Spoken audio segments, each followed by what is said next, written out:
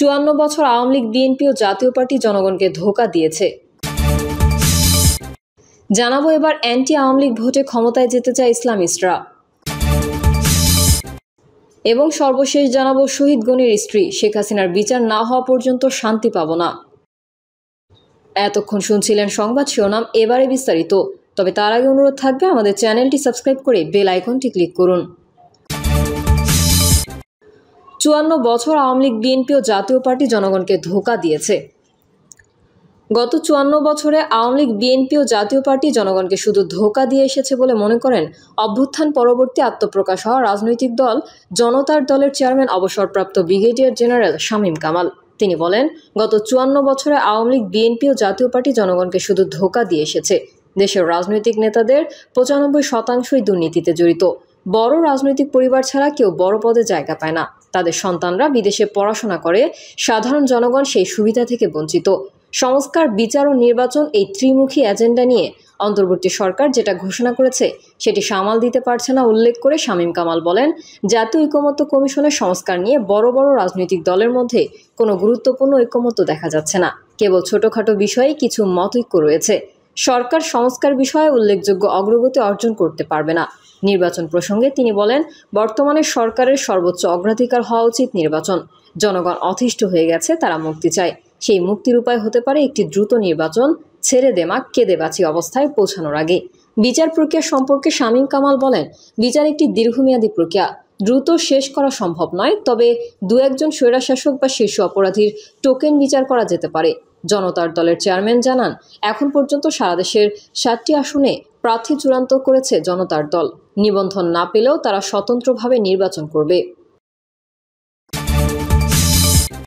এবার অ্যান্টি আওয়ামী লীগ ভোটে ক্ষমতায় যেতে চায় ইসলামিস্টরা। নিজেদের শক্তি, সামর্থ্য, সক্ষমতা, সর্বোপরি দুর্বল ভোট ব্যাংক সম্পর্কে পরিষ্কার ধারণা থাকার পরেও ইসলামিস্টরা এবার ক্ষমতায় যাওয়ার স্বপ্ন দেখছে। এক্ষেত্রে তারা ভরসা করছে অ্যান্টি আওয়ামী লীগ ভোটে। তাদের ধারণা, বিগত দিনে অ্যান্টি আওয়ামী লীগ ভোটে বিএনপি যেভাবে ক্ষমতায় গেছে, এবার ইসলামিস্টরা সেভাবে ক্ষমতায় যাবে।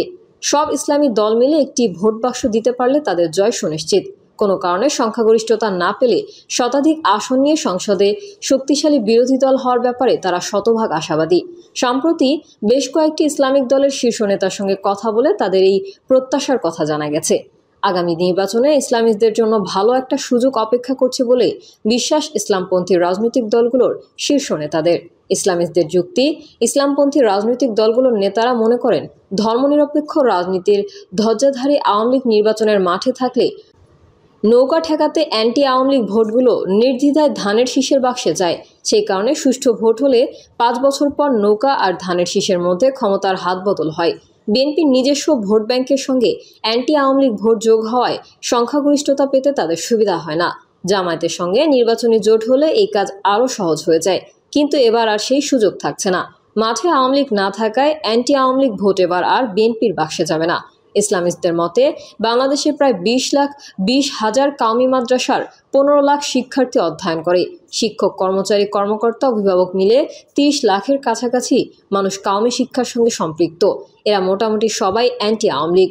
বিগত দিনে আওয়ামী লীগ ঠেকাতে এদের ভোট যেত বিএনপির বাক্সে। এবার আওয়ামী লীগ না থাকায় এদের বেশিরভাগ ভোট পাবে ইসলামিস্টরা। সবাই মিলে একটি ভোট বাক্স স্বপ্ন দেখাচ্ছে। আকিদাগত দ্বন্দ্বের কারণে ইসলামী আন্দোলনের সঙ্গে জামায়াতে ইসলামীর রাজনৈতিক জোট হওয়া নিয়ে যে সংশয় ছিল তা অনেকটা কেটে গেছে। আওয়ামী শূন্য ভোটের মাঠ কাজে লাগিয়ে ক্ষমতায় যেতে চায় তারা। এজন্য মামুনুল হকের নেতৃত্বাধীন বাংলাদেশ খেলাফত মজলিস, মাওলানা আব্দুল বাসিত আজাদ, ডক্টর আহমেদ আব্দুল কাদেরের নেতৃত্বাধীন খেলাফত মজলিস, মাওলানা শায়েখ জিয়াউদ্দিন ও মাওলানা জিয়াউল ইসলাম আফেন্দির নেতৃত্বাধীন জমিয়তে উলামায়ে ইসলাম সহ অন্যান্য ইসলামিক দল নিয়ে একটি জোট গঠনের কাজ অনেক দূর এগিয়ে নিয়েছে তারা। ইসলামিস্টদের বিশ্বাস, নির্বাচনে একটি ভোট বাক্স দিতে পারলে অ্যান্টি আওয়ামী লীগ ভোটের বড় একটি অংশ তারা পাবে। ইসলামিস্টদের ভোট কত %? ইসলামিস্টরা বড় স্বপ্ন দেখলেও তাদের ভোটের পার্সেন্টেজ খুব সূক্ষ্ম নয়। বাংলাদেশ জামায়াতে ইসলামী, ইসলামী আন্দোলন বাংলাদেশ, বাংলাদেশ খেলাফতে মজলিস, জমিয়তে উলামায়ে ইসলাম বাংলাদেশ এবং খেলাফত মজলিস, এই 5টি দলই নির্বাচন কমিশনে নিবন্ধিত। 1991 সাল থেকে 2008 সাল পর্যন্ত অনুষ্ঠিত 4টি অংশগ্রহণমূলক নির্বাচনে এরা কখনো এককভাবে, কখনো বিভিন্ন জোটের শরিক হিসেবে অংশ নেয়। কিন্তু এদের মধ্যে জামায়াত ছাড়া বাকি 4টি দল 1% ভোটও পায়নি। 1991 সালে অনুষ্ঠিত পঞ্চম জাতীয় সংসদ নির্বাচনে জামায়াতে ইসলামী 12.13%, 1996 সালের অনুষ্ঠিত সপ্তম জাতীয় সংসদ নির্বাচনে 8.61%, 2001 সালে অনুষ্ঠিত অষ্টম জাতীয় সংসদ নির্বাচনে 4.28% এবং 2008 সালে অনুষ্ঠিত নবম জাতীয় সংসদ নির্বাচনে অংশ নিয়ে জামায়াতে ইসলামী বাংলাদেশ 4.7% ভোট পায়। ইসলামী আন্দোলন 2001 সালে অনুষ্ঠিত অষ্টম জাতীয় সংসদ নির্বাচনে অংশ নিয়ে 0.01%, 2008 সালে অনুষ্ঠিত নবম জাতীয় সংসদ নির্বাচনে 0.94% ভোট পায়। এইসব নির্বাচনে খেলাফত মজলিস, জমিয়তে উলামায়ে ইসলাম বাংলাদেশ ও বাংলাদেশ খেলাফত মজলিসের প্রাপ্ত ভোট শতাংশের হিসাবের মধ্যে আনা সম্ভব হয়নি। অতীতের এই ভোটের রেকর্ডকে এবার বদলে দিতে চায় ইসলামিস্টরা। তাদের বিশ্বাস, ভোটের মাঠে আওয়ামী লীগ না থাকায় অ্যান্টি আওয়ামী লীগ ভোট তাদের বাক্সে পড়বে। এছাড়া জুলাই অভ্যুত্থানের পর যে ইসলামী জাগরণ সৃষ্টি হয়েছে সেটির তোড়ে অতীতের সব রেকর্ড ভেঙে যাবে। জানতে চাইলে ইসলামী আন্দোলনের সিনিয়র যুগ্ম মহাসচিব গাজী আতাউর রহমান সারা বাংলাকে বলেন, মূলত বিএনপির নিজস্ব ভোট 15%, বাকি যে ভোট তারা পায় সেটা অ্যান্টি আওয়ামী লীগ ভোট। এই ভোট এবার ইসলামিস্টরা পাবে। যারা ক্ষমতায় যাওয়ার প্রত্যাশা করছে, যারা আওয়ামী লীগ ঠেকাতে বিএনপিকে ভোট দিত, এবার তারা ইসলামিস্টদের ভোট দেবে। আমরা যদি ক্ষমতায় নাও যেতে পারি, শতাধিক আসন নিয়ে শক্তিশালী বিরোধী দল হব, বলেন গাজী আতাউর রহমান। শহীদ গনির স্ত্রী, শেখ হাসিনার বিচার না হওয়া পর্যন্ত শান্তি পাব না। হাজারো মানুষের রক্তের বিনিময়ে দেশটা পুনরায় স্বাধীন হয়েছে। আন্দোলনের সময় আমাদের আত্মীয় স্বজন শহীদ হয়েছে, আমরা স্বজন হারিয়েছি। আমরা বুঝি স্বজন হারানোর কত ব্যথা, কত যন্ত্রণা। টাকা দিয়েও আমাদের এই ঋণগুলো শোধ করা যাবে না। তাই সরকারের কাছে দাবি, আমি যেন আমার ছেলে মেয়েকে নিয়ে কষ্টে না থাকি, আমাদের সম্মান যেন নষ্ট না হয়। আমার স্বামী শহীদ হয়েছে, আমরা যেন শহীদ পরিবারের মর্যাদা নিয়ে সারা জীবন থাকতে পারি, এটাই আমাদের সরকারের কাছে দাবি। এভাবেই বুকে চাপা কষ্ট নিয়ে কথাগুলো বলছিলেন ঢাকায় কোটা সংস্কারের দাবিতে বৈষম্য বিরোধী ছাত্র আন্দোলন চলাকালে পুলিশের গুলিতে নিহত রাজবাড়ীর শহীদ আব্দুল গনি শেখের স্ত্রী লাকি আক্তার।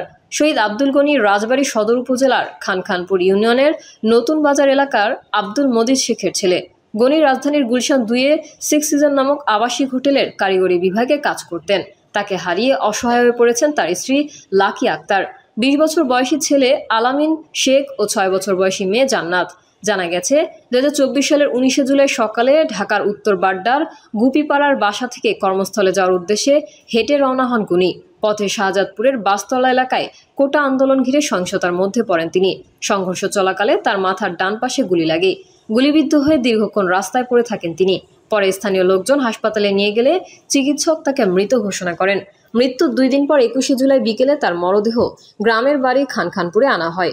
ওই দিন রাত 8:30টার দিকে জানাজা শেষে স্থানীয় কবরস্থানে তার মরদেহ দাফন করা হয়। শহীদ গনির স্ত্রী লাকি আক্তার ঢাকা পোস্টকে বলেন, আমার স্বামী ছিলেন পরিবারের একমাত্র উপার্জনক্ষম ব্যক্তি। তার আয় রোজগার দিয়েই আমাদের সংসার চলত, ছেলে ও মেয়ের পড়ালেখার খরচ চলত। কিন্তু তিনি মারা যাওয়ার পর আমরা খুব অসহায়ত্বের মধ্যে আছি। আমার স্বামী মারা যাওয়ার পর ছেলে আর পড়ালেখা চালিয়ে যেতে পারেনি। পরিবারকে সহযোগিতা করতে সে ঢাকায় 10,000 টাকা বেতনের চাকরি করছে। আমার স্বামী যে হোটেলে কাজ করত সেই হোটেলে সে চাকরি পেয়েছে। 10,000 টাকার মধ্যে 5,000 টাকা সে বাড়িতে পাঠায় আর 5,000 টাকা নিজের খরচের জন্য রাখে। তিনি বলেন, আমি টানাপোড়েনের মধ্যে আছি, এখন সংসার ভালো মতো চলছে না। এদিকে টাকার অভাবে বাড়ির কাজও ঠিকমতো শেষ করতে পারছে না। আমার স্বামী ভালো চাকরি করত, মাস গেলে ভালো টাকা বেতন পেত। এখন আমাদের কোনো অভাব ছিল না, তখন আমাদের কোনো অভাব ছিল না, কিন্তু এখন আমাদের অভাবের সংসার। সবাই এসে সামান্য কিছু সাহায্য সহযোগিতা করে যায়, সেটা দিয়ে চলছি। কিন্তু এভাবে আর কতদিন চলবে? আমার ছেলের একটা ভবিষ্যৎ রয়েছে, মেয়ে বড় হচ্ছে, তার ভবিষ্যৎও রয়েছে। তাই আমি সরকারের কাছে দাবি জানাচ্ছি, আমার ছেলের একটা সরকারি চাকরির ব্যবস্থা করে দিতে হবে। আমার স্থায়ীভাবে পুনর্বাসনের ব্যবস্থা করে দিতে হবে। স্বামী হত্যার বিচার চেয়ে লাকি আক্তার বলেন, আমি আমার স্বামীর হত্যার বিচার চাই।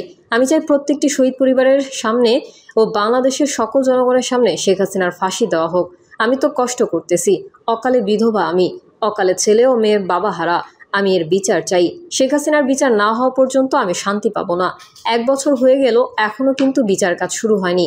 আমরা দ্রুত শেখ হাসিনার বিচার চাই, তাকে দেশে ফিরিয়ে এনে ফাঁসি দেওয়ার দাবি জানাচ্ছি। প্রিয় দর্শক, এই ছিল এখনকার সর্বশেষ সংবাদ। আপডেট সহ সংবাদ পেতে চ্যানেলটি সাবস্ক্রাইব করে বেল আইকনটি ক্লিক করুন। কমেন্টে আপনার মতামত জানিয়ে আমাদের সাথেই থাকুন। ধন্যবাদ সবাইকে। আল্লাহ হাফেজ।